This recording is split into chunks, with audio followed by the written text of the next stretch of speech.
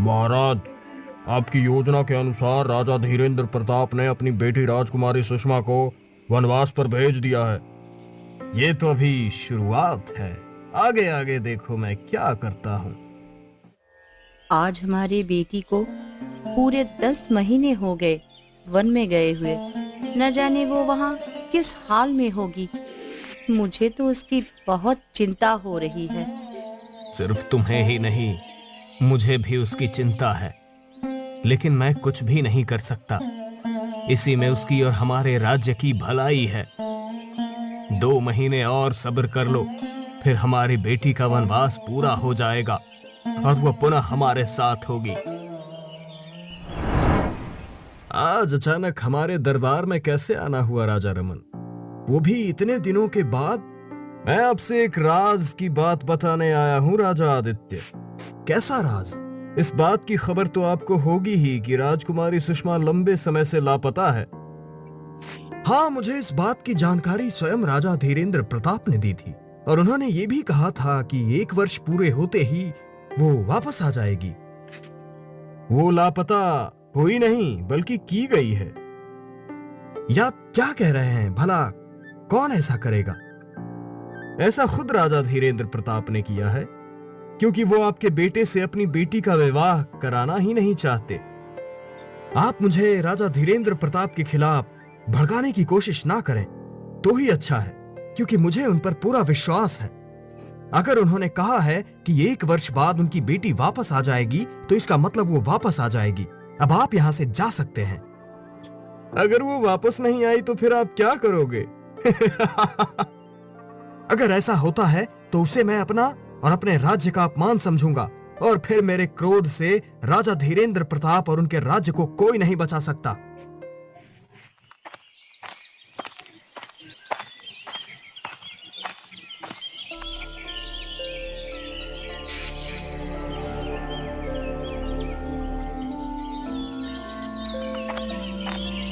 ओहो, आज तुम अपने साथ जंगल से इस बिल्ली को ले आए। तुम हमेशा ऐसे ही करते हो। जब भी जंगल जाते हो, किसी ना किसी जानवर को अपना दोस्त बना ही लेते हो। बस बस, ज्यादा प्यार जताने की जरूरत नहीं है। हाँ, तुम भी यहाँ शेरू के साथ रह सकते हो। लगता है आज फिर कोई इस जंगल में लकड़ी काटने आया है।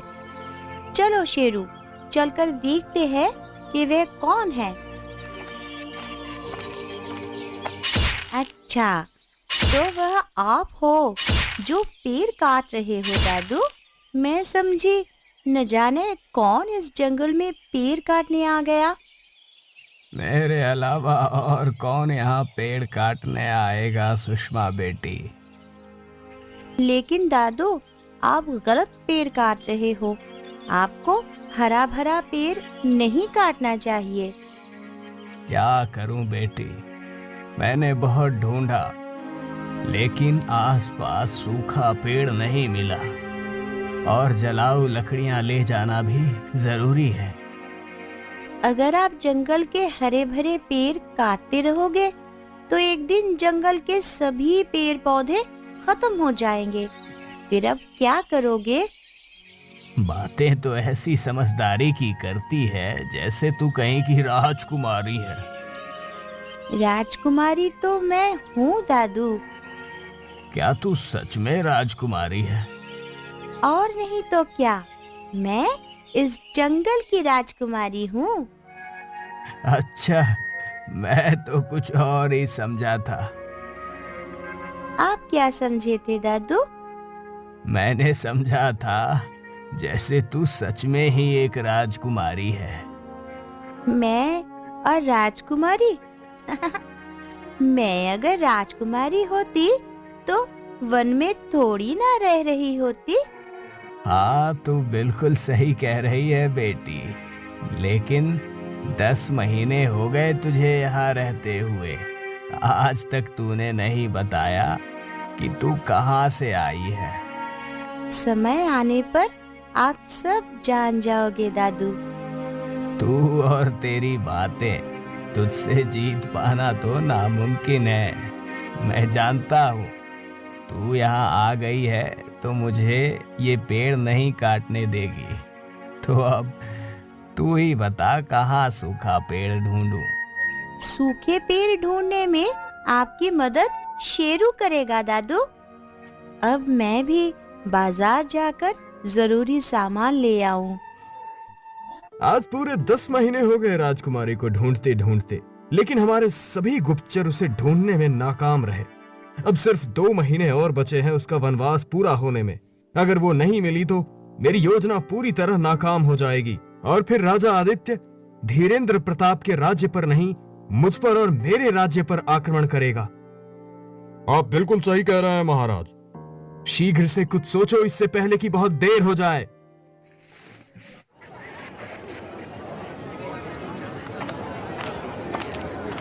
काका, मुझे ये गोभी देना, वे पलक देना और ये आलू भी देना।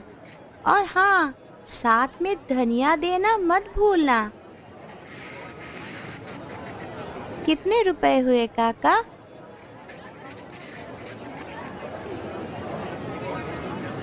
मुझे पता है तू मुझसे क्या क्या मांगेगी।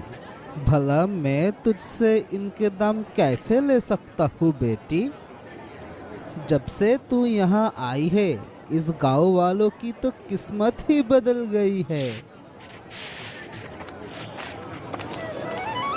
तू पैसे देगी भी तो तुझसे यहाँ कोई भी पैसे नहीं लेने वाला सुषमा बेटी। ये ले, मैंने तेरे मनपसंद सभी फल इस थैली में रख दिए हैं। आपका बहुत बहुत धन्यवाद शीला मौसी और धीरज भैया। क्या बात है, इस लड़की से कोई भी दुकानदार पैसे नहीं ले रहा है। क्या ये इस राज्य की राजकुमारी है या फिर ये यहाँ की मुखिया की बेटी है? अरे ये लड़की हमारे लिए राजकुमारी और मुखिया की बेटी से कहीं बढ़कर है। इसने हमारे लिए जो कुछ भी किया है वो आज तक इस राज्य के राजा और हमारे मुखिया ने भी नहीं किया। इस लड़की ने ऐसा क्या कर दिया जो एक राजा भी नहीं कर पाया? इस लड़की के आने से पहले हम सब गांव वाले एक दूसरे से लड़ाई झगड़ा करते रहते थे। हमारा और हमारे बच्चों का कोई भविष्य नहीं था, लेकिन इसने हमें जीना सिखाया, जीने के नए नए तरीके सिखाए और आज हम सब गांव वाले एक होकर तरक्की कर रहे हैं। ये लड़की हमारे बच्चों को शिक्षा दे रही है। ओह, तो यही वजह है आप सबके उससे पैसे ना लेने की। कहीं यही लड़की तो राजकुमारी सुषमा नहीं है? आपने कहा कि जब से ये लड़की इस गांव में आई है, इसका मतलब ये लड़की इस गांव की नहीं है। तो फिर कहाँ की है? हमें क्या पता भैया, ये कहाँ की है, कहाँ से आई है। हम तो बस इतना जानते हैं कि 10 महीने पहले ये यहाँ आई और नदी किनारे झोपड़ी बनाकर रहने लगी। हम जब भी उससे उसके बारे में पूछते हैं तो कहती है समय आने पर सब पता चल जाएगा। ये लड़की राजकुमारी है या नहीं, मुझे इसका पता लगाना होगा।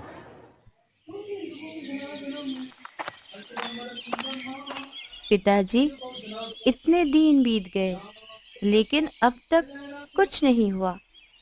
आप कह रहे थे कि राजा आदित्य खुद अपनी बेटी की विवाह का प्रस्ताव लेकर हमारे पास आएंगे, लेकिन वो अब तक नहीं आए। बेटी, बस कुछ दिन और सब्र करो। मैंने एक योजना बनाई है, उसके सफल होते ही तुम्हारा और अभय का विवाह हो जाएगा। पिताजी, मैं उससे बहुत प्रेम करती हूँ।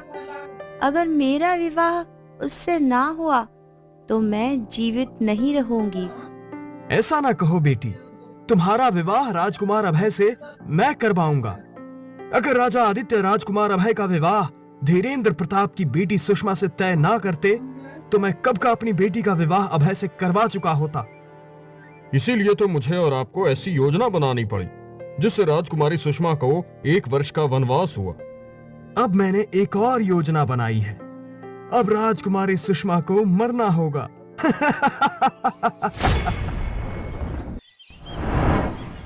आज तो हमारी शान में 4 चांद लग गए जो आप हमारे राजमहल में पधारे। कहिए, हम आपकी क्या सेवा कर सकते हैं शांतिपुर के राजा रमन जी?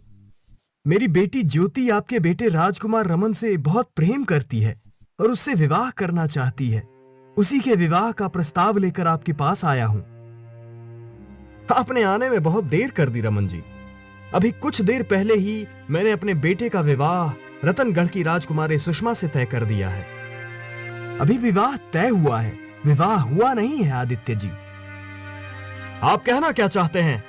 मैं अपना वादा तोड़ दूं? मेरा वादा पत्थर की लकीर है। पत्थर टूट जाएगा लेकिन लकीर नहीं मिटेगी। आप यहां से जा सकते हैं रमन जी। अभी तो यहां से जा रहा हूं, लेकिन मैं अपनी बेटी का विवाह आपके बेटे से करवा कर रहूंगा, फिर चाहे मुझे उसके लिए कुछ भी करना पड़े।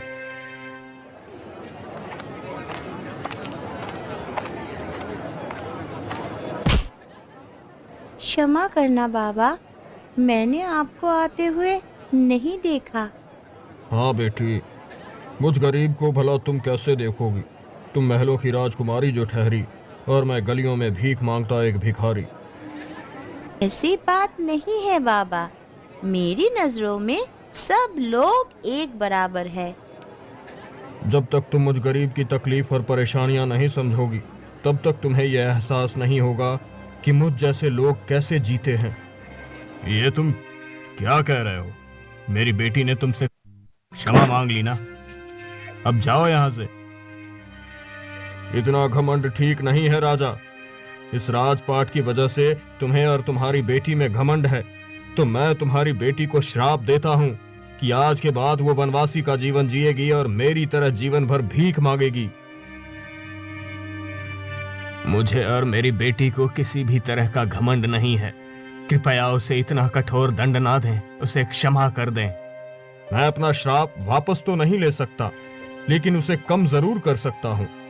तुम्हारी बेटी को 1 वर्ष तक वन में रहना होगा। अगर इस दौरान तुम या तुम्हारे परिवार का कोई भी व्यक्ति उससे मिला तो उसी दिन से अगले 1 वर्ष तक फिर से उसे वन में रहना होगा। और अगर तुम्हारी बेटी 1 वर्ष से पहले वन से लौट कर आती है या कहीं और जाती है तो तुम्हारा राज्य बर्बाद हो जाएगा। अनेकों अनेक विपदाएं एक साथ तुम्हारे राज्य पर टूट पड़ेंगी। आपकी बहुत बहुत कृपा हुई जो आपने अपना श्राप कम किया।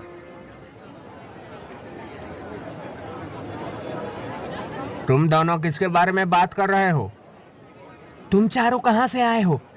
इससे पहले तुम्हें यहां नहीं देखा। हम सब राजा के सैनिक हैं। मैं जो पूछ रहा हूं उसका जवाब दो, नहीं तो तुम्हें बंदी बना लूंगा।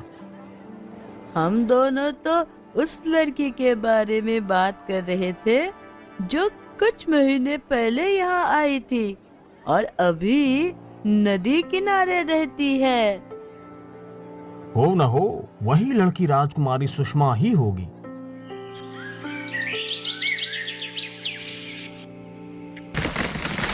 लगता है झाड़ियां में कुछ है। शेरू, जाकर देखो तो झाड़ियां में कौन है।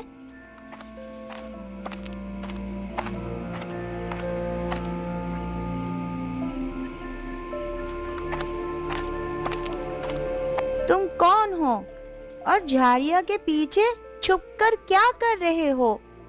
मैं वीरपुर का राजकुमार अभय हूँ और राजकुमारी सुषमा को ढूंढते हुए यहाँ आ गया हूँ। अच्छा, तो यही है वीरपुर के राजकुमार अभय, जिनसे पिताजी ने मेरा विवाह तय किया था। इनकी बातों से लगता है जैसे इन्होंने मुझे नहीं पहचाना। तुम्हें क्या लगता है राजकुमारी सुषमा झाड़िया के पीछे छुपी होगी? अरे नहीं, वो तो मैं।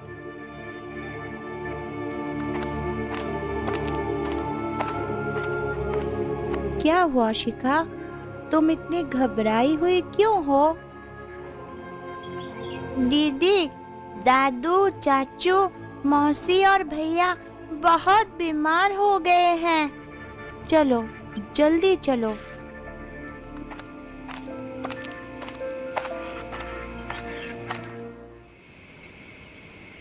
आप सभी ने फिर से वही जहरीले मछली खा ली है ना, जिसे मैंने आप सबको खाने से मना किया था। सूखी लकड़ियां ढूंढते हुए शेरू मुझे तालाब के किनारे ले गया था।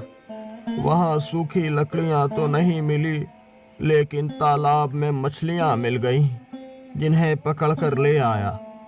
शीला ने उन्हें अच्छे से साफ करके पकाया, लेकिन शायद वो अच्छी तरह से पकी नहीं थी, इसलिए उन्हें खाकर हम सभी का पेट दर्द करने लगा। मैंने आप सबको पेट दर्द की दवाई दे दी है। कुछ देर में आप सभी ठीक हो जाओगे, लेकिन अगले बार से ध्यान रखना। अंधेरा होने वाला है, अब मैं यहाँ से जाती हूँ। ठीक है बेटी, रास्ते में उजाला करने के लिए ये मशाल लेती जाओ बेटी। तुमने बताया नहीं कि तुम राजकुमारी सुषमा को क्यों ढूंढ रहे हो? अगर मैंने समय रहते राजकुमारी सुषमा को नहीं ढूंढा तो उनका राज्य तबाह हो जाएगा। मेरे कारण मेरा राज्य मुसीबत में है। अब मैं क्या करूं? अगर मैं वापस लौट कर जाती हूँ तो भी मेरे राज्य पर मुसीबतें आएंगी, और अगर नहीं जाती तो भी। मैं बड़ी दुविधा में फंस गई। मैंने सुना है तुम यहाँ की नहीं हो, कहीं और से यहाँ आई हो। कहीं तुम ही तो राजकुमारी सुषमा नहीं हो? नहीं नहीं, तुम जो सोच रहे हो वो मैं नहीं हूँ। तो फिर तुम कौन हो? तुम्हारे लिए मैं कौन हूँ ये जानने से ज्यादा जरूरी यह है कि राजकुमारी सुषमा कहाँ है। क्या तुम जानती हो वो कहाँ है? हाँ, मैं यह जानती हूँ कि वह कहाँ है, लेकिन वह 2 महीने तक किसी से नहीं मिल सकती। ऐसा क्यों? ये तो बहुत बड़ी समस्या हो गई। अब मैं क्या करूं? तुम 2 काम कर सकते हो। या तो मेरे साथ यहीं पर 2 महीनों तक रुको, जिसके बाद मैं तुम्हें राजकुमारी सुषमा से मिलवा दूंगी, या फिर राजमहल वापस जाकर अपने पिताजी को सच्चाई के बारे में बताओ। रात में मैं तुम्हारे साथ ही रुकता हूँ, सुबह होते ही चला जाऊंगा। हमने ये झोपड़ी जला दी है। झोपड़ी के साथ राजकुमारी भी जलकर राख हो जाएगी।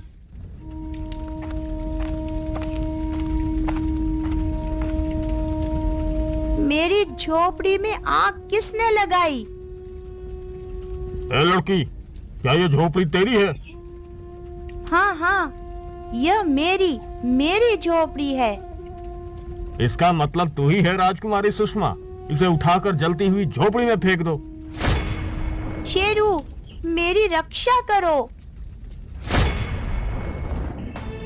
अब जल्दी से बताओ, तुम क्यों मारना चाहते हो? हमें राजा रमन ने आपको मारने के लिए भेजा था, राजकुमारी सुषमा जी। तुमने कैसे पहचाने कि मैं ही राजकुमारी सुषमा हूँ और यह झोपड़ी मेरी है? गांव वालों से पूछताछ करने के बाद हमें शक हो गया था कि ये झोपड़ी आपकी है। हमने सोचा कि आप अंदर सो रही होंगी, इसलिए हमने झोपड़ी में आग लगा दी। भला राजा रमन मुझे क्यों मारना चाहेगा?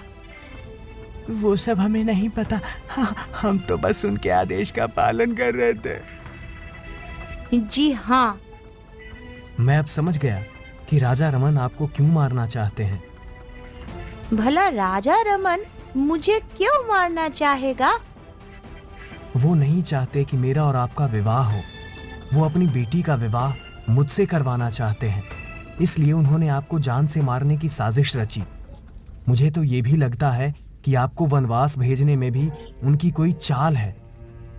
उन्होंने अपनी बेटी की विवाह आपसे करवाने के लिए 2 राज्यों के बीच होने वाले युद्ध की भी परवाह नहीं की। अब जब सच्चाई का पता चल चुका है तो अभी जाकर मेरे पिताजी और आपके पिताजी से राजा रमन की चाल के बारे में बताना होगा। मैं अपने पिताजी के वचन से बंधी हूँ, इसलिए मैं आपके साथ नहीं चल सकती। आप जाइए और दोनों राज्यों के बीच होने वाले जंग से बचाइए। लेकिन आप अकेले यहाँ? मेरे शुभचिंतक यहाँ आ चुके हैं। अब मुझे कोई खतरा नहीं है।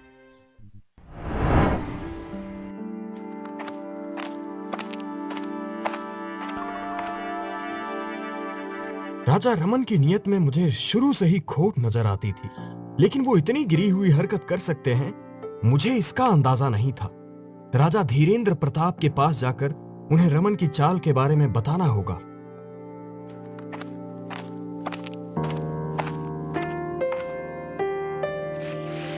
राजा आदित्य अपने बेटे के साथ यहाँ क्या कर रहे हैं? कहीं कुछ गड़बड़ तो नहीं है? हमारे राज्य में आपका स्वागत है, हमारे होने वाले समधी और दामाद जी। आपका बहुत बहुत धन्यवाद, हमारी होने वाली बहू के पिता राजा धीरेन्द्र प्रताप। आपके यहाँ अचानक आने का कारण क्या है राजा आदित्य? इसका मतलब मैंने राजा रमन की चाल में फंसकर अपनी बेटी को 1 साल के लिए वनवास पर भेज दिया। इसका बदला मैं अवश्य लूंगा। इस काम में मैं आपका साथ दूंगा, क्योंकि उन्होंने मुझे आपके खिलाफ भड़काया है। उनकी बातों में आकर मैं आपके राज्य पर आक्रमण करने वाला था। तब तो हम दोनों को मिलकर उन पर आक्रमण करना होगा।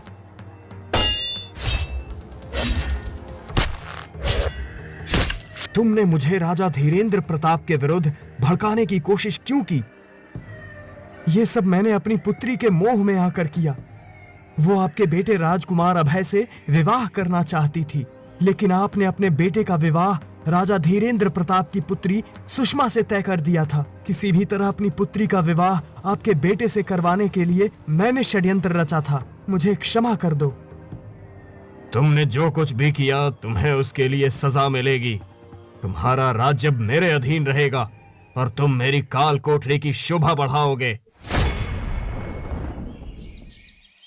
हम दोनों ने मिलकर अपने दुश्मन को उसके किए की सजा दे दी है। अब बस ये विवाह हो जाए तो हम चिंता मुक्त हो जाएं।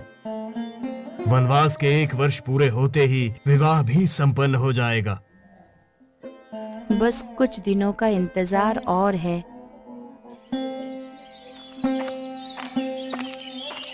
हाँ, और पिताजी, आप यहाँ? वनवास के 1 वर्ष पूरे हो गए क्या? हाँ बेटी, तभी तो हम तुम्हें लेने आए हैं। लेकिन माँ, लेकिन क्या बेटी?